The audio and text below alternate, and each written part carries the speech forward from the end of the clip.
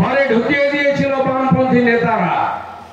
তাদের মধ্যে অনেকেই এখন বিজেপির নেতা এবং দায়িত্ব নিয়ে লড়াইটা করছেন। আমার আগে তারা বিজেপিতে এসেছেন, আমি তাদের শ্রদ্ধা জানাই। আপনারা বাড়ি থেকে বেরোতে পারতেন না।